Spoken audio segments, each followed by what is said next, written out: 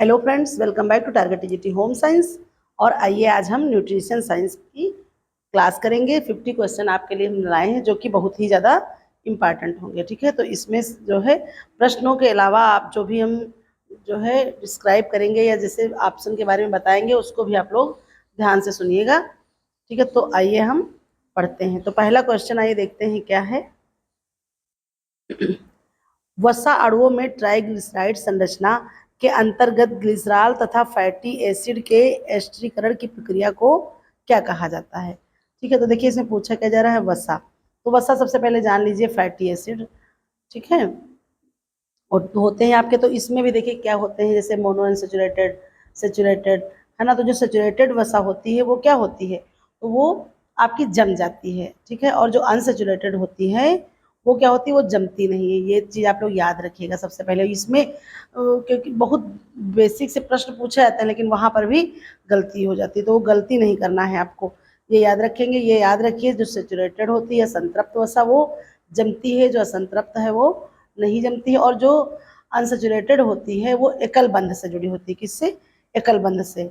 ठीक है, एकल बॉन्ड उसमें होता है, ये याद रखेंगे। किसमें? तो वो होता है अनसेचुरेटेड में। ठीक है, ये याद रखेंगे सब लोग। ये जो है, और इसमें मुफा यानी कि मोनो अनसेचुरेटेड, पॉलीमेटिक एसिड, जैतून, मछली, सुअर का तेल, ओलिक एसिड, ये सारी चीज़ें इसके अंतर्गत आती हैं। और जो सेचुरेटेड होती है यानी कि संतृप्त वसा, ये आपकी जमती है। इसमें होता है आपका जैसे कि मक्खन, यानी कि मक्खन में क्या पाया था, ब्यूटारिक एसिड। ठीक है, गोले का तेल हो गया, जायफल का मक्खन, मतलब इस तरह की जो है मूंगफली का तेल, वनस्पति तेल, उसमें वनस्पति में क्या होता है, तो पोमेटिक एसिड, ये सारी चीज़ें होती। तो ये चीज़ें बेसिक वाली ज़्यादा याद रखेंगे, पहले उनको भी बढ़िया से पढ़ेंगे। फिर देखिए क्या है, हाइड्रोलिसिस, फिर है एस्टरीकरण, फिर है ऑक्सीकरण, फिर है अपचयन। तो सही उत्तर आपका क्या हो जाएगा, बी। बी क्या है, एस्टरीकरण। ठीक है, ट्राइग्लिसराइड संरचना के अंतर्गत ग्लिसरॉल तथा फैटी एसिड जब मिलता है तो उसको क्या कहते हैं, एस्टरीकरण। ठीक है, एस्टरीकरण की प्रक्रिया इसको कहते हैं। नेक्स्ट क्वेश्चन पर चलते हैं। तो नेक्स्ट क्वेश्चन हमारा क्या है, संतृप्त तथा असंतृप्त वसा अम्लों के बीच मुख्य संरचना अंतर किस प्रकार के बंधों की जो है उपस्थिति से निर्धारित होती है। ठीक है, अभी हमने जैसे आपको बताया, देखिए अगर जो है ऊपर हमने जो चीज़ें बताई उसको अगर ध्यान से सुना होगा तो ये आंसर आप लोगों के लिए कठिन नहीं लगेगा, और अगर ध्यान से वो नहीं सुना होगा तो आप लोगों के लिए आंसर कठिन लगेगा। ठीक है, ये चीज़ आप लोग याद रखिएगा। तो देखिए इसमें क्या पूछा गया है कि किस प्रकार के बंधों की उपस्थिति से निर्धारण होता है। ऑप्शन है आयनिक बंध, एकल व द्विबंध, सहयोजक बंध और हाइड्रोजन बंध। तो यहाँ पर देखिए करेक्ट आंसर क्या हो जाएगा, एकल बंध। ठीक है, एकल एवं द्विबंध, बी आंसर हो जाएगा। अभी हमने बताया आपको कि जो होते हैं क्या, अनसेचुरेटेड, ठीक है, अनसंतृप्त वसा होती है उसमें एकल बंध होती है, और जो सेचुरेटेड होते हैं उसमें द्विबंध। तो यही एक मुख्य अंतर है। और उसके अलावा हमने आपको ये भी बताया है कि ये क्या होता है, तो ये जो संतृप्त है ये जम जाता है। ठीक है, ये याद रखेंगे। क्या सारे जो नए बच्चे हैं उनको भी ध्यान रखना, ये संतृप्त जो होता है क्या होता है, ये जमता है। ये याद रखेंगे, जो जमता है, जैसे हो गया गरी हो गया, ठीक है, मक्खन हो गया, डालडा, वनस्पति घी, ठीक है, ये सारे हो गए। और जो आपकी असंतृप्त होती, ठीक है, क्या असंतृप्त जो वसा होती, ये आपकी क्या होती है, तो ये आपकी जमती नहीं है। ये याद रखेंगे, ये क्या होता है, जो असंतृप्त वसा होती है वो जमती नहीं है। इसमें जैसे होता है आपका अमूफा अनसेचुरेटेड भी कहते हैं। ठीक है, ठीक, और जो है जैतून का तेल, मछली हो गया, सुअर का तेल हो गया, राई आपका, ठीक है, क्या, तो जैसे आपकी क्या हो गई, राई हो गई, मछली का तेल हो गया, ये याद रखेंगे। आपका सूरजमुखी हो गया, ये जो है क्या होते, तो ये जमते नहीं है। और ये संतृप्त वसा जो होती है ये जम जाती है, अंतर यही है। और यहाँ पर बांड का पूछा जा रहा है तो एकल बांड और द्विबांड, इसका अंतर होता है, ये याद रखें। और ये जो असंतृप्त वसा होती है ये आपके लिए अच्छी मानी जाती है, हृदय रोगों के लिए बेहतर मानी जाती है, क्योंकि ये जम जाती है। तो यहाँ से प्रश्न ज़्यादा बनते हैं कि जो कौन सी सेचुरेटेड है, कौन सी अनसेचुरेटेड है। तो ये याद रखेंगे। आई होप आप लोगों को समझ में आया होगा अच्छे से। ठीक है, आइए नेक्स्ट पढ़ते हैं क्वेश्चन। नेक्स्ट क्वेश्चन हमारा क्या है, कोशिका झिल्ली की संरचना में फास्फोलिपिड द्विस्तर की व्यवस्था किस सिद्धांत के अनुसार की गई है। ऑप्शन है आपके पास द्रव मोजक मॉडल, स्थिर मॉडल, कड़की मॉडल, तरंग मॉडल। करेक्ट आंसर हो जाएगा ए, द्रव मोजक मॉडल। ठीक है, क्या हो जाएगा? द्रव मोजक मॉडल। नेक्स्ट क्वेश्चन पर चलते हैं। तो नेक्स्ट क्वेश्चन है लिपिड के पाचन में पित्त लवणों की भूमिका किस प्रकार की भूमिका में सहायक होती है, किस प्रकार सहायक होती है? जो कि सूक्ष्म कणों में विभाजित होती है। अपघटन, इमल्सिफिकेशन, संश्लेषण, निष्कासन। तो करेक्ट आंसर बी हो जाएगा, इमल्सिफिकेशन। ठीक है, क्या हो जाएगा? इमल्सिफिकेशन। लिपिड के जो पाचन में जो पित्त लवण है उसकी प्रक्रिया सहायक होती है वसा के सूक्ष्म कणों को, इमल्सिफिकेशन वो कहलाती है। नेक्स्ट क्वेश्चन पर चलते हैं। तो नेक्स्ट क्वेश्चन हमारा क्या है? तो नेक्स्ट क्वेश्चन है आवश्यक वसा अम्ल जैसे लिनोलिक और लिनोलेनिक अम्ल मानव शरीर में किस कारण से आवश्यक माने जाते हैं? तो देख लेते हैं भाई कि किस कारण से आवश्यक माने जाते हैं। तो ऑप्शन आपके पास है ऊर्जा उत्पादन। ठीक है, क्या ऑप्शन आपके पास है? ऊर्जा उत्पादन। उसके बाद आपके पास क्या है ऑप्शन? हार्मोन निर्माण। फिर आपके पास क्या है ऑप्शन? शरीर में संश्लेषण ना होना। फिर है पाचन में सहायता। तो यहाँ पर देखिए आपका आंसर क्या होने वाला है?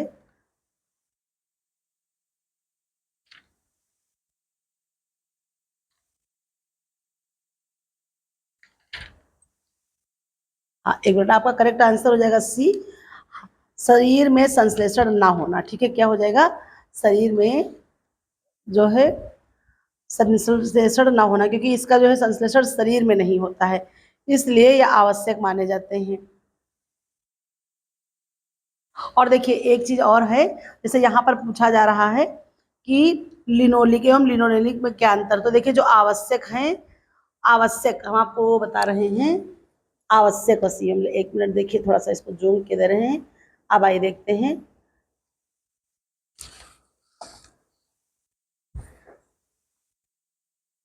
यहाँ पर आइए हम देखेंगे क्या है आवश्यक। तो देखिए जो आवश्यक वसी अम्ल होते हैं वो आपके कौन कौन से हो जाते हैं? लिनोलिक। ठीक है, ये याद रखेंगे, क्या हो जाएगा? लिनोलिक हो जाएगा। दूसरा हो जाएगा इराकिडोनिक। ठीक है, क्या है? ये याद रखेंगे, इंपॉर्टेंट है बहुत आप लोगों के लिए। इराकिडोनिक, ये याद रखेंगे, इराकिडोनिक। और दूसरा हो जाएगा माइरिस्टिक। ठीक है,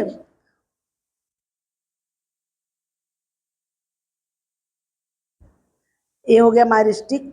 फिर हो जाएगा लिनोलेनिक। ठीक है, ये याद रखेंगे सारे नाम, लिनोलेनिक, ये चारों जो है आप याद रखेंगे। ठीक है, लिनोलिक, एराकिडिनोक, माइरेस्टिक और लिनोलेनिक, ये जो है सब क्या है? और अर्जिन, ये जो है आवश्यक वसी अम्ल होते हैं, हमारे लिए बहुत ही ज्यादा आवश्यक होते हैं। आइए अगले प्रश्न पर चलते हैं। तो अगला प्रश्न क्या है हमारा? अगला प्रश्न है वसा में घुलनशील विटामिन ए का, ठीक है, यह क्वेश्चन, वसा में घुलनशील विटामिन ए का मुख्य कार्य दृष्टि में चक्र में किस पदार्थ के निर्माण से संबंधित होता है? Retinal, rhodopsin, keratin, melanin. तो करेक्ट आंसर बी हो जाएगा, रेडाप्सिन। ठीक है, वसा में घुलनशील विटामिन ए का जो मुख्य कार्य दृष्टि चक्र में है वो रेडाप्सिन हो जाएगा। नेक्स्ट क्वेश्चन पर चलते हैं। तो नेक्स्ट क्वेश्चन हमारा क्या है? विटामिन डी कैल्शियम एवं फास्फोरस के अवशोषण में किस अंग के माध्यम से महत्वपूर्ण भूमिका निभाता है? आइए ऑप्शन यहाँ पर ये देख लेते हैं। यकृत, छोटी आंत, गुर्दा, अग्नाशय। तो करेक्ट आंसर बी हो जाएगा, छोटी आंत। अगले प्रश्न पर चलते हैं। तो अगला प्रश्न हमारा क्या हो जाएगा? जल में घुलनशील विटामिन। ठीक है, आपके जल में घुलनशील विटामिन सबसे पहले ये जान लीजिए कौन से घुलते हैं। तो बी घुलता है और सी घुलता है। बी में मतलब सारे बी कॉम्प्लेक्स जितने भी होंगे, B 1, B 2, B 3, B 5, B 4, B 5, 6, B 9, B 12, सब जो है विटामिन घुलेंगे जल में। मुख्य कार्य ऊर्जा चयापचय में किस प्रकार के कोएंजाइम के रूप में होता है? लिपोप्रोटीन, फिर है एंजाइम, फिर है कोएंजाइम, फिर है हार्मोन। तो करेक्ट आंसर हो जाएगा सी, कोएंजाइम। ठीक है, क्या हो जाएगा आंसर आपका? कोएंजाइम करेक्ट आंसर हो जाएगा। नेक्स्ट क्वेश्चन पर चलते हैं। तो नेक्स्ट क्वेश्चन आपका है विटामिन सी को एंटीऑक्सीडेंट के रूप में कार्य करते हुए शरीर में किस प्रक्रिया को रोकने में सहायता मिलती है? प्रोटीन संश्लेषण, मुक्त कणों का प्रभाव, वसा पाचन, और फिर है ग्लाइकोजन निर्माण। तो करेक्ट आंसर बी हो जाएगा, मुक्त कणों का प्रभाव। ठीक है, करेक्ट आंसर मुक्त कणों का प्रभाव। अगले प्रश्न पर चलते हैं। तो अगला प्रश्न हमारा क्या है? वसा में घुलनशील विटामिन के का मुख्य कार्य रक्त के थक्का बनने में किस कारण संश्लेषण से जुड़ा हुआ है? तो करेक्ट आंसर बी हो जाएगा, प्रोटॉम्बिन लिखा हुआ है, लेकिन यहाँ पर होता क्या है? प्रोथॉम्बिन। ठीक है, क्या होता है?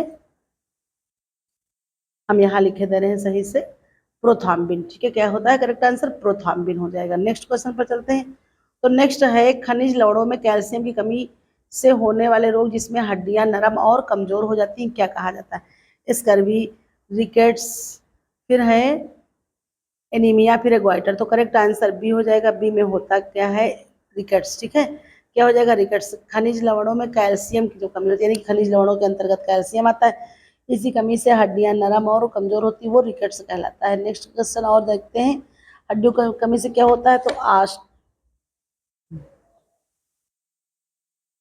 आस्टोपोरोसिस। ठीक है, आस्टोपोरोसिस। और होता है एक आस्टोमलेशिया। ठीक है, आस्टोमलेशिया। ये जो है रोग आपको और भी देखने को मिलते हैं। आस्टोपोरोसिस होता है वृद्धों में, आस्टोमलेशिया होता है वयस्कों में। ये भी याद रखेंगे। बोलेक्स जो है जो तिरछे हो जाते हैं, सूखा रोग वगैरह हो गया, मंकी फेस, ये सब भी चीजें देखने को आपको मिलती हैं। आइए, टिटैनी रोग भी इसी में देखने को आपको मिलेगा। आयरन शरीर में हीमोग्लोबिन के निर्माण में महत्वपूर्ण है, इसकी कमी से उत्पन्न रोग का मुख्य लक्षण क्या होता है? हड्डियां विकृत, रक्त अल्पता, दृष्टि दोष, त्वचा शुष्कता। करेक्ट आंसर भी हो जाएगा रक्त अल्पता। ठीक है, करेक्ट आंसर रक्त अल्पता हो जाएगा। अगले प्रश्न पर चलते हैं। आयोडीन की कमी से थायराइड ग्रंथि में वृद्धि होने पर उत्पन्न रोग किस नाम से जाना जाता है? रिकेट्स, ग्वाइटर, स्कर्वी, बेरी। करेक्ट आंसर भी हो जाएगा ग्वाइटर। ठीक है, आयोडीन की कमी से आपको क्या रोग देखने को मिलेगा? ग्वाइटर, जिसको क्या कहते हैं? घेंघा रोग भी कहते हैं। अगला प्रश्न, सोडियम एवं पोटेशियम शरीर में किस प्रमुख कार्य के लिए आवश्यक इलेक्ट्रोलाइटिस के रूप में कार्य करता है? रक्त निर्माण, तंत्रिका आवेग, हड्डी निर्माण, हार्मोन उत्पादन। करेक्ट आंसर बी हो जाएगा तंत्रिका आवेग और संचरण। फिर अगला जो है क्या है? जिंक खनिज शरीर में एंजाइम क्रियाओं में भाग लेते हुए किस प्रकार में विशेष भूमिका निभाता है? पाचन, वृद्धि एवं प्रतिरक्षा, उत्सर्जन, संचरण। तो करेक्ट आंसर बी हो जाएगा आपका वृद्धि एवं प्रतिरक्षा में। ठीक है, जो जिंक खनिज जो है शरीर में एंजाइम क्रियाओं में भाग लेते हुए वृद्धि एवं प्रतिरक्षा में भूमिका निभाता है। अगला प्रश्न है इंपॉर्टेंट प्रश्न और कंफ्यूजन वाला प्रश्न भी, जहां जितनी बार पढ़ेंगे अलग अलग भी आपको देखने को मिल सकता है। जल मानव शरीर में कुल भार का लगभग कितना प्रतिशत होता है? या किस प्रमुख कार्य में सहायक है? तो करेक्ट आंसर आपका सी हो जाएगा 60% होता है। और ये परिवहन, ठीक है, चाहे वो रुधिर का परिवहन हो, भोजन से जो अवशोषण होकर के जो ऊर्जा होती है उसका परिवहन हो, हर तरीके से ये जो जल है ये हमारे शरीर में क्या करता है? तो ये परिवहन का कार्य करता है। नेक्स्ट क्वेश्चन पर चलते हैं। तो नेक्स्ट हमारा है, शरीर में जल का संतुलन बनाए रखने के लिए कौन सा हार्मोन महत्वपूर्ण भूमिका निभाता है? इंसुलिन, एचडीएच, थायरॉक्सिन, एनाड्रिल। तो करेक्ट आंसर बी हो जाएगा एडीएच हो जाएगा। ठीक है, जो शरीर में जल का संतुलन बनाता है वो होता है एडीएच हार्मोन, एडिनोट्रॉफिक हार्मोन। इसको एडिनोट्रॉफिक हार्मोन भी कहते हैं। अगले प्रश्न पर चलते हैं। अगला प्रश्न हमारा, जल में घुलनशील विटामिन के अतिरिक्त सेवन शरीर में किस प्रक्रिया द्वारा बाहर निकाल दिया जाता है? करेक्ट आंसर भी हो जाएगा उत्सर्जन के द्वारा। ठीक है, विटामिन का अतिरिक्त सेवन जब जल में घुल करके वो उत्सर्जन के द्वारा बाहर निकल जाती है। अगला प्रश्न है, लिपिड के वर्गीकरणों में सरल, यौगिक एवं वैतूल्य लिपिडों का विभाजन किसके आधार पर होता है? तो ये करेक्ट आंसर भी हो जाएगा संरचना के आधार पर। ठीक है, हम उसको भी सरल और यौगिक और वैतूल्य, ये जो सारी हैं, इनको हम किसके आधार पर अलग अलग करेंगे? इसको भी हम संरचना के आधार पर अलग करेंगे। अगले प्रश्न पर चलते हैं। तो अगला प्रश्न हमारा क्या है? कोलेस्ट्रॉल एक प्रकार का लिपिड है जो शरीर में किस महत्वपूर्ण जैविक कार्य में योगदान देता है? तो देखते हैं कोलेस्ट्रॉल क्या है। ऑप्शन ए आपका हो जाएगा ऊर्जा उत्पादन, हार्मोन संश्लेषण, पाचन, उत्सर्जन। करेक्ट आंसर भी हो जाएगा हार्मोन संश्लेषण। अगला प्रश्न, असंतृप्त वसा अम्लों में डबल बॉन्ड की उपस्थिति उन्हें किस भौतिक गुण के लिए उत्तरदायी बनाती है? ठोस अवस्था, द्रव अवस्था, गैसीय अवस्था, फिर है स्थिरता। तो करेक्ट आंसर भी हो जाएगा द्रव अवस्था। ठीक है, असंतृप्त वसा अम्लों में डबल बॉन्ड जो होता है वो द्रव अवस्था होती है, जिसकी उपस्थिति इस भौतिक गुण के लिए उत्तरदायी बनाती है। फिर अगले प्रश्न पर चलते हैं। तो अगला प्रश्न है, एचडीएल को अच्छा कोलेस्ट्रॉल कहा जाता है क्योंकि यह किस प्रक्रिया में सहायक होता है?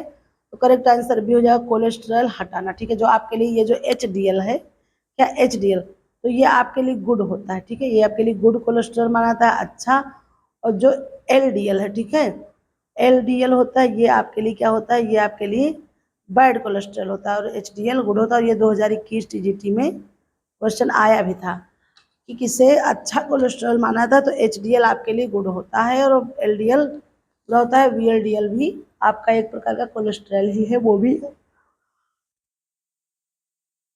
अच्छा नहीं माना जाता है। आइए अगले प्रश्न पर चलते हैं। तो अगला प्रश्न आपका क्या कह रहा है, LDL के अधिक स्तर से शरीर में किस प्रकार की समस्या उत्पन्न होने की जो संभावना होती है वो अधिक होती है, ठीक है। क्या पूछा जा रहा है, LDL के अधिक होने पर, यानी कि जो LDL है वो जब अधिक हो जाती है तो हमें किस प्रकार की समस्या देखने को मिलती है। तो ऑप्शन है एनीमिया, हृदय रोग, रिकेट्स, स्कर्वी, ठीक है। तो करेक्ट आंसर भी हो जाएगा हृदय रोग, क्योंकि ये जो होता है हमारी धमनियाँ होती हैं, इसमें रुधिर दौड़ता रहता है, तो उसमें जो LDL है ये वसा के रूप में जमा होने लगता है धीरे धीरे। तो जमा होने से रुधिर का जो दबाव है वो कम हो जाता है, और उसके बहाव या परिवहन कह सकते हैं एक प्रकार से कम होने लगता है, ठीक है।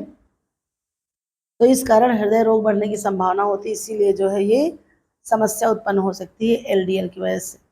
आइए अगला प्रश्न देखते हैं। अगला प्रश्न है विटामिन B1 थायमिन की कमी से होने वाला रोग किस नाम से जाना जाता है। विटामिन B पूछा जा रहा है, B1 थायमिन की कमी से हो जाता है बेरी, ठीक है। बाकी पेलाग्रा आप जानते हैं किसी कमी से, B2 की कमी से होता है, B2 से होगा रिक्टस, विटामिन D की कमी से होगा, ये भी याद रखेंगे। आइए अगले पे चलते हैं। विटामिन B3 नियासिन की कमी से उत्पन्न होने वाले रोग की प्रमुख लक्षणों में क्या स्थिति है, ठीक है। B3 यानी कि नियासिन की कमी से। ऑप्शन है त्वचा दस्त, निमोनिया, फिर है दृष्टि दोष, फिर है हड्डी विकृत, फिर है रक्तअल्पता। तो करेक्ट आंसर क्या हो जाएगा, option A is the correct answer. त्वचा दस्त और डिमेंशिया, त्वचा का मतलब होता है कि जब वसी अम्ल कम हो जाते हैं, त्वचा से संबंधित रोग हो जाते हैं, लाल लाल चत्ते पड़ जाते हैं, और आवश्यक वसी अम्ल जब कम होने लगते हैं और अन्य चीज़ें, तो वाइनोडर्मा नामक रोग भी हो जाता है। तो त्वचा संबंधित, दस्त संबंधित, और ये जो विटामिन B3 है नियासिन की कमी से, ये सारी परेशानियां जो रोग पेलाग्रा होता है इसके लक्षण होते हैं, ठीक है। त्वचा भी थोड़ा बेजान सी रोगी हो जाती है। बाकी आप जानते हैं रक्त अल्पता की किसकी कमी से होता है, तो रक्त अल्पता होता है एनीमिया की कमी से होता है, और हड्डी विकृत होती है विटामिन D की कमी से, और बाकी दृष्टि दोष जानते हैं आप किसकी कमी से होता है, तो विटामिन A की कमी से होता है, ठीक है। तो इस तरह से भी आप जो है इसका आंसर कर सकते थे। नेक्स्ट क्वेश्चन पर चलते हैं। तो नेक्स्ट क्वेश्चन हमारा है विटामिन A की कमी से होने वाले रतौंधी रोग में व्यक्ति को किस प्रकार की समस्या होती है। दिन में दृष्टि, रात में दृष्टि, रंग पहचान, धुंधलापन। करेक्ट आंसर भी रात में दृष्टि के, रात में देखने में दिक्कत होती है विटामिन A की जब कमी हो जाती है, ठीक है। आइए अगले क्वेश्चन पर चलते हैं। फ्लोरीन, ठीक है, फ्लोरीन एक प्रकार का क्या है, मिनरल्स है आपके लिए। तो फ्लोरीन की कमी दांतों में मजबूती में सहायक होती है, इसी कमी से कौन सी समस्या आपको उत्पन्न होगी। ठीक है, देखिए अभी हमने बता ही दिया प्रश्न में ही आंसर, जिस तरह से प्रश्नों को हमने समझाया कि उसी में आपको आंसर भी मिल गया। इसीलिए कहते हैं कि जितना पढ़ा रहे हैं ऑप्शन देखिए, उसके अलावा जो हम समझाते चल रहे हैं प्रश्नों को, चारों ऑप्शन और उसके बारे में, उसको आप लोग ध्यान से समझेंगे तो बहुत से प्रश्न उसमें से मिलेंगे जो व्याख्या करेंगे, क्योंकि जरूरी नहीं कि exact same to same question आ जाए, लेकिन जब जो है पूरा हम व्याख्या कर देते हैं, एक्सप्लेनेशन कर देते हैं, उससे सारे आपको और चीज़ें जानकारी में होंगी। तो देखिए दांतों का क्षय, हड्डी का टूटना, रक्त अल्पता और ग्वाइटर। तो देखिए फ्लोरीन जो होता है ये खनिज की मजबूती, ठीक है, दांतों की जो मजबूती होती है उसके से होता है, तो दांत क्षय, क्योंकि इसी कमी से समस्या पूछी जा रही। बाकी आप जानते हैं हड्डी टूटना डी हो जाएगा, रक्त अल्पता एनीमिया, ग्वाइटर आयोडीन की कमी से होता है। अभी हमने बताया आयोडीन डिफिशियंसी हो जाती है, रक्त अल्पता में विटामिन B डिफिशियंसी जो है डिजीज़ है ये, और हड्डी का टूटना विटामिन D डिफिशियंसी से संबंधित ये रोग हैं। तमाम प्रकार के रोग इसमें देखने को मिलते हैं। नेक्स्ट क्वेश्चन पर चलते हैं। तो नेक्स्ट है मैग्नीशियम शरीर में मांसपेशियों के संकुचन एवं शिथिलता में किस प्रकार की भूमिका निभाता है। प्रत्यक्ष ऊर्जा, सहकारक, हार्मोन, फिर है एंजाइम, फिर है एंजाइम। तो करेक्ट आंसर बी हो जाएगा आपका। फिर अगला क्वेश्चन देखते हैं। जल में तापमान नियंत्रण हेतु किस प्रक्रिया द्वारा ऊर्जा का निष्कासन करते हैं। वाष्पीकरण, संरचना, संचरण, संवहन, विकिरण। करेक्ट आंसर ए हो जाएगा वाष्पीकरण, ठीक है। क्या हो जाएगा, वाष्पीकरण। तापमान नियंत्रण हेतु जो है उष्मा निष्कासन, वाष्पीकरण। अगले प्रश्न पर चलते हैं। अगला प्रश्न हमारा क्या है, लिपिड की ऊर्जा मूल्य प्रति ग्राम लगभग कितना कैलोरी प्रदान करता है, कार्बोहाइड्रेट से अधिक होता है, जो कि कार्बोहाइड्रेट लिपिड की बात हो रही है तो देखिए 4 कैलोरी जो प्राप्त होती है वो आपकी प्रोटीन से, 9 कैलोरी होती है आपकी वसा लिपिड से, ठीक है। और ये कार्बोहाइड्रेट से भी जो है मिलती है आपको 4 कैसियल, ठीक है। कार्बोहाइड्रेट से और प्रोटीन से 4 कैलोरी और लिपिड से आपको 9 कैलोरी ऊर्जा मिलती है, याद रखेंगे। इससे 9 कैलोरी और इससे आपको 4 कैसियल मिलती है, याद रखेंगे, यही अंतर है, ठीक है। आइए नेक्स्ट क्वेश्चन पर चलते हैं। तो नेक्स्ट क्वेश्चन हमारा है,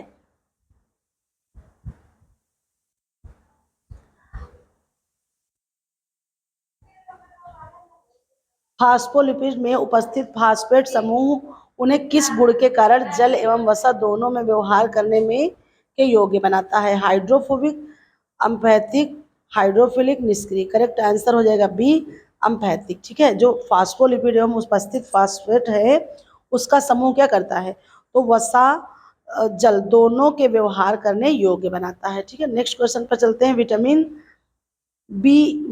ई शरीर में किस प्रकार के एंटीऑक्सीडेंट के रूप में कोशिकाओं की रक्षा करता है। तो देखिए सबसे पहले इससे ये पता चलता है कि हमारा जो एंटीऑक्सीडेंट विटामिन है वो कौन सा हो जाएगा, ई हो जाएगा आपका antioxidant vitamin. Enzymatic, non enzymatic, hormonal and संरचनात्मक। करेक्ट आंसर बी हो जाएगा, नॉन एंजाइमेटिक, ठीक है। ये याद रखेंगे क्या हो जाएगा, नॉन एंजाइमेटिक।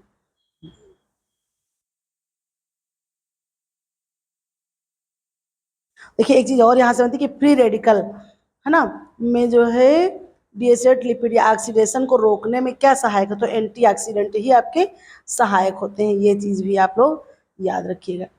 आइए चलते हैं नेक्स्ट क्वेश्चन पर। नेक्स्ट क्वेश्चन हमारा है, पानी की कमी से उत्पन्न निर्जलीकरण की स्थिति में शरीर का कौन सा कार्य सबसे पहले प्रभावित होता है, ठीक है। शरीर का कौन सा भाग सबसे पहले प्रभावित होता है, तो यहाँ पर आपके पास ऑप्शन है पाचन, रक्त संचार, ताप नियंत्रण और वृद्धि, ठीक है। तो करेक्ट आंसर सी हो जाएगा आपका ताप नियंत्रण, क्योंकि देखिए जब आपका डिहाइड्रेशन होता है यानी कि जब पानी की निर्जलीकरण की स्थिति होती है तो आपके शरीर का जो ताप है वो डिसबैलेंस होता है ना, टेम्परेचर, तो सबसे पहले उसको मेंटेन करना आवश्यक होता है। ये नेक्स्ट क्वेश्चन पर चलते हैं। नेक्स्ट क्वेश्चन हमारा है,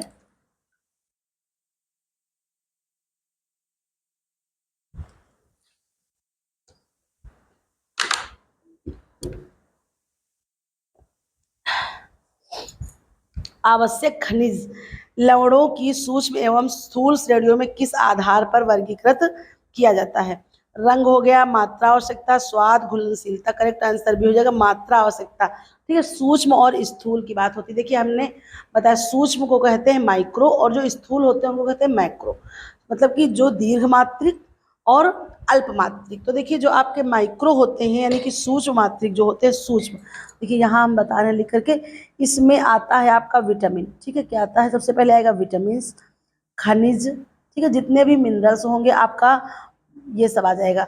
और देखिए जो स्थूल होते हैं इसमें आपका आ जाएगा प्रोटीन और आ जाएगा कार्बोहाइड्रेट, ठीक है, कार्बोहाइड्रेट और एक आ जाएगा आपका वसा, ठीक है। ये सारे आपके किसके अंतर्गत आते हैं, तो ये सारे आपके आते हैं स्थूल के अंतर्गत, यानी कि इसको हमको दीर्घ मात्रा में लेने की आवश्यकता होती है, जबकि जो सूक्ष्म होते हैं उनको हमें बहुत ज़्यादा ज़रूरत नहीं होती, लेकिन हमारे लिए आवश्यक उतने ही होते हैं जितने कि हमको दीर्घ मात्रा। लेकिन ये है कि थोड़ा सा अगर 1-2 दिन का हो तो काम चल सकता है, लेकिन जो सूक्ष्म जो स्थूल है उनको हमें लेना ही लेना होता है। आइए नेक्स्ट क्वेश्चन पर चलते हैं। देखिए यहीं से एक चीज़ और याद आ रही है कि अगर मान लीजिए हम कार्बोहाइड्रेट नहीं ले रहे हैं तो हमारे शरीर को ऊर्जा कैसे मिलेगी, तो देखिए उसमें क्या होता है, जब हम ग्रहण करते हैं ऊर्जा तो हमारे यकृत में वो ऊर्जा ग्लाइकोजन के रूप में संचरित होती रहती है। इसके बाद जब उपवास की स्थिति या बीमारी की स्थिति या कोई ऐसी स्थिति आती है कि हम उसको नहीं ले सकते ऊर्जा को, तो वही ग्लाइकोजन क्या करता है, ग्लाइकोलिसिस प्रक्रिया के द्वारा ग्लूकोज में टूटता है और ग्लूकोज में टूटने से हमारे शरीर को ऊर्जा देता है। उसके बाद जब उसका क्षय होता है तो प्रोटीन कार्य करता है, प्रोटीन जो होता है फिर वो हमें ऊर्जा देने का कार्य प्रारंभ करता है, ठीक है। तो ये सब कॉन्सेप्ट हैं, इनको जो है दिमाग में बैठा के आंसर करिएगा। नेक्स्ट आइए, क्योंकि फंसाने वाले प्रश्न बहुत सारे होते हैं। आइए नेक्स्ट क्वेश्चन पर चलते हैं। कोलेस्ट्रॉल, ठीक है, कोलेस्ट्रॉल का अत्यधिक संचय धमनियों में किस रोग को संभावना बढ़ाता है? तो करेक्ट आंसर बी हो जाएगा, एथेरोस्क्लेरोसिस। ठीक है, ये जो है बढ़ा सकता है और ये हृदय संबंधित बीमारियां होती हैं। आइए, विटामिन बी 12 की कमी से शरीर में किस प्रकार का एनीमिया विकसित होता है? Iron deficiency, megaloblastic, aplastic, haemolytic. तो करेक्ट आंसर बी 12 से पूछा जा रहा है, तो करेक्ट आंसर बी हो जाएगा, मेगलोब्लास्टिक। उसे तो परनीशियस एनीमिया होता है, B9 से मेगलोब्लास्टिक होता है, लेकिन और अन्य बिल्कुल भी नहीं होंगे, इसलिए यहाँ पर मेगलोब्लास्टिक देगा। लेकिन अगर यहाँ पर परनीशियस एनीमिया ऑप्शन में होता तो जो है उसको आंसर हम लोग करते, लेकिन इसीलिए कहते हैं कि हमेशा जो है आप अपने जो आंसर है उसके हिसाब से तो देंगे ही, लेकिन ऑप्शन को हमको जरूर ध्यान में रखना है। आइए नेक्स्ट पर चलते हैं। नेक्स्ट हमारा, जल की विशिष्ट ऊष्मा अधिक होने के कारण यह शरीर में के लिए जो उपयुक्त माना जाता है? तो पाचन हो गया, ताप संतुलन हो गया, फिर आपका क्या है, फिर आपका हो गया उत्सर्जन, फिर अवशोषण। तो करेक्ट आंसर बी हो जाएगा, बी हमारा क्या है, ताप संतुलन। ठीक है, आइए नेक्स्ट पर चलते हैं। तो नेक्स्ट हमारा क्या है, ट्रांस फैट अधिक सेवन से किस प्रकार का स्वास्थ्य जोखिम बढ़ता है? हड्डी रोग, हृदय रोग, दस्त रोग, त्वचा रोग। अभी हमने बताया आपको ट्रांस फैट यानी कि सेचुरेटेड फैट। सेचुरेटेड फैट क्या होता है? या संतृप्त वसा, वो जमने वाली वसा को कहते हैं, और ये हमारे हृदय की धमनियों में जमने लगती, धीरे धीरे उनका ब्लॉकेज बढ़ने लगता है। तो इस प्रकार से रक्त का संचार जो एक पूरा परिसंचरण तंत्र है उसमें अवरुद्ध होने लगता है। तो इसलिए ट्रांस फैट जो होती है, जमने वाली वसा होती है, वो हमारे शरीर के लिए नुकसानदायक। तो करेक्ट आंसर हो जाएगा भी हृदय रोग, क्योंकि वो हृदय रोग को बढ़ावा देता है ट्रांस फैट। इसी में आता है LDL, VLDL, और जो HDL होता है वो आपका गुड कोलेस्ट्रॉल होता है, वो होता है अनसेचुरेटेड यानी कि असंतृप्त वसा। इसलिए अगर मान लीजिए प्रश्न ऐसे भी बन रहा है कि कौन सी वसा, संतृप्त या असंतृप्त, आपके शरीर के लिए आवश्यक है या हानिकारक नहीं है, तो आप HDL याद रखेंगी और असंतृप्त वसा याद रखेंगी, अनसेचुरेटेड फैट याद रखेंगी, ये सारे नाम, ओमेगा 3 फैटी एसिड याद रखेंगी। सब तरह से अगर कुछ भी पूछे सारी चीज़ें आपको याद होनी चाहिए। नेक्स्ट क्वेश्चन हमारा है, विटामिन सी कोलेजन संश्लेषण में सहायक होकर शरीर के किस भाग को मजबूत बनाता है? सी कोलेजन की बात हो रही है, विटामिन सी कोलेजन संश्लेषण। ठीक है, हड्डी, त्वचा, मांसपेशी, रक्त। करेक्ट आंसर बी हो जाएगा, त्वचा। ठीक है, जो विटामिन सी है उसका कोलेजन में जो सहायक होकर के शरीर को मजबूत बनाता है तो वो होगा हमारी त्वचा। त्वचा को मजबूत बनाता है। नेक्स्ट क्वेश्चन पर चलते हैं। तो नेक्स्ट क्वेश्चन है, पोटेशियम की कमी से, ठीक है, शरीर में किस प्रकार की समस्या उत्पन्न होती है? तो देखिए छोटे छोटे जो ये हमारे जो मिनरल्स हैं इनकी भी हमको बहुत आवश्यकता होती है, तो इनको भी जो है ध्यान से पढ़ना है, चैप्टर सारे एक एक क्लियर होने चाहिए। तो हृदय गति अनियमितता, एनीमिया, ग्वाइटर, स्कर्वी। आपको नहीं पता भाई, जब लिखेंगे तब तो नहीं पता, लेकिन अगर मान लीजिए आपको नहीं पोटेशियम के बारे में पता, लेकिन बुद्धि लगाएंगे कि स्कर्वी होगा नहीं, ग्वाइटर होगा नहीं, एनीमिया नहीं होगा, तो हृदय गति अनियमितता, इसको ये आपका करेक्ट आंसर हो जाएगा। तो इसलिए हमारे लिए आसानी हो जाती है अगर हम नाक, कान, आँख सारी ज्ञानेंद्रियाँ खुली रखते हैं, सोच समझ कर, क्योंकि उत्तर करने से पहले, गोला भरने से पहले सोच समझ कर, क्योंकि तार्किक प्रश्न भी होते हैं, उसको जो है समझ करके आप लॉजिक लगाएंगे तो आंसर आपके सही हो जाएंगे। और एक विधि है एलिमिनेट करने की, एलिमिनेट विधि से भी आप आंसर सही कर सकते हैं। फिर देखिए नेक्स्ट आपका क्या है, लिपोप्रोटीन। ठीक है, लिपोप्रोटीन के वर्गीकरण में VLDL का प्रमुख कार्य शरीर में किस पदार्थ का परिवहन करना होता है? प्रोटीन, ट्राइग्लिसराइड, विटामिन, खनिज। तो देखिए इसमें क्या हो जाता है, option B is the correct answer, triglyceride. ठीक है, ट्राइग्लिसराइड में क्या होता है, VLDL ये क्या करता है, इसको बाहर निकालता है। अगला प्रश्न आपका है विटामिन के। ठीक है, क्या पूछा जा रहा है, विटामिन के की कमी से रक्त का थक्का बनने में विलंबन क्यों होता है? विलंबन का मतलब उसमें देरी क्यों लगती है? कैल्शियम कमी, प्रोथाम्बिन की कमी, आयरन की कमी, जल की कमी। करेक्ट आंसर हो जाएगा अभी प्रोथाम्बिन की कमी। ठीक है, इसमें होता क्या है, विटामिन के की अगर कमी हो जाती है तो रक्त का थक्का आसानी से नहीं जमता है, तो रक्तस्राव बहुत तीव्र गति से होता है, क्योंकि उसमें प्रोथाम्बिन की कमी हो जाती है, और जो कि रक्त को या रुधिर को जमने में सहायक होती है। ठीक है, इसका कारण यही है। नेक्स्ट पे चलते हैं। नेक्स्ट क्वेश्चन हमारा है, शरीर, एक मिनट,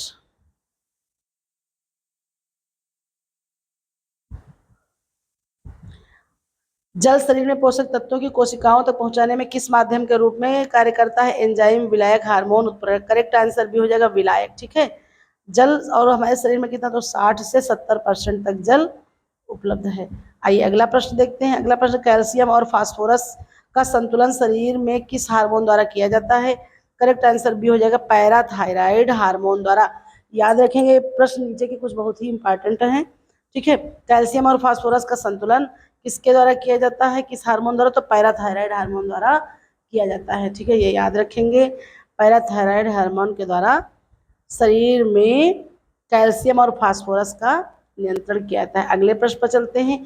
असंतृप्त वसा अम्लों में सिस और ट्रांस संरचना का अंतर किस विशेषता से निर्धारित होता है? तापमान, स्थानिक संरचना, रंग, घुलनशीलता। करेक्ट आंसर बी हो जाएगा स्थानिक संरचना। ठीक है, क्या हो जाएगा? स्थानिक संरचना। अगले प्रश्न पर चलते हैं।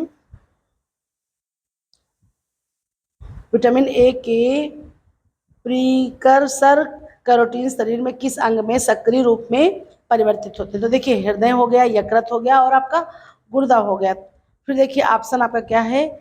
डी, फेफड़ा। तो करेक्ट आंसर आपका क्या हो जाएगा? बी। करेक्ट आंसर क्या हो जाएगा आपका? बी, यकृत। ठीक है, ये जो यकृत होता है, आप यकृत को जानते हैं, ये हमारी शरीर की सबसे बड़ी ग्रंथि होती है। यकृत भी कहते हैं इसको, और क्या कहते हैं? लीवर भी कहते हैं। याद रखेंगे, कलेजा भी कहते हैं, कुछ भी पूछ ले। ठीक है, यकृत कहते हैं, ये सबसे बड़ी हमारी ग्रंथि होती है। और इसमें जो है ए के पेसमेकर कैरोटीन शरीर में जो है संश्लेषित होता रहता है, परिवर्तित होता है। क्या? विटामिन ए के प्रीकर्सर कैरोटीन के द्वारा ये संश्लेषित होता था। कहाँ पर? यकृत में। याद रखेंगे कि यकृत में, और यकृत में ही हमारी क्या जमा होता है? ग्लूकोज, जो अतिरिक्त वसा होती है वो भी यकृत में जमा होती है। हमारा पित्त रस का निर्माण यकृत करता है, एक्स्ट्रा ग्लूकोज यकृत में जमा होता है। विटामिन ए का संश्लेषण कैरोटीन के रूप में यकृत में करता है। ये सारे कार्य आपके यकृत या लीवर में किए जाते हैं, और यकृत हमारे शरीर की सबसे बड़ी ग्रंथि है। तो देखिए, ये सारे कॉन्सेप्ट आपको याद रहेंगे लीवर से संबंधित। कहीं से भी कोई प्रश्न पूछेगा तो आपका गलत नहीं होगा। देखिए, एक प्रश्न से हमने 10-10 चीजें आपको बता दी हैं। अगला, ये अगले प्रश्न पर चलते हैं। तो अगला प्रश्न हमारा है, सोडियम की अधिकता शरीर में किस प्रकार की समस्या उत्पन्न कर सकती है? ऑप्शन आपके पास है, निम्न रक्तचाप, उच्च रक्तचाप, anaemia, scurvy. Correct answer is the option B, उच्च रक्तचाप। ठीक है, देखिए निम्न, और यहाँ पर भी देखिए एक ट्रिक हम बताते हैं आपको, हाइपो एंड हाइपर। तो जहाँ पर देखिए हाइपो होता है वहाँ पर आपकी अधिकता हो जाती है, जहाँ पर हाइपो जहाँ पर होता है वहाँ पर कमी होता है, जहाँ हाइपर हो जाता है वहाँ पर अधिकता। और जब सोडियम की अधिकता, सोडियम यानी कि नमक खाने वाला, नमक, और इसका सूत्र क्या है? NaCl, नमक का सूत्र है। देखिए, ये भी बता दे रहे हैं। और ये क्या होता है? उच्च रक्तचाप का जिम्मेदार होता है। अगले प्रश्न पर चलते हैं। अगला प्रश्न है, जल का pH सामान्यता कितना होता है? जो सामान्यता पीने योग्य जल होता है, कितना? 7। ठीक है, और आपके यहीं पर रक्त का कितना हो जाता है? तो 7.4। इसी तो ये क्षारीय आ जाता है, क्योंकि देखिए जो एक स्केल होती है तो यहाँ पर 7 होता है, 1 से लेकर के पूरा 10 तक। तो जो इससे थोड़ा सा एक पॉइंट बढ़ता जाता है वो आपका क्षारीय में आता जाता है, जितना उससे नीचे जाता है 7 से वो आपका अम्लीय में आता जाता है। आइए, जल का 7 है और रक्त का 7.4। याद रखेंगे। लिपिड का ऑक्सीकरण होने पर भोजन में किस प्रकार की अवांछित गंध उत्पन्न होती है?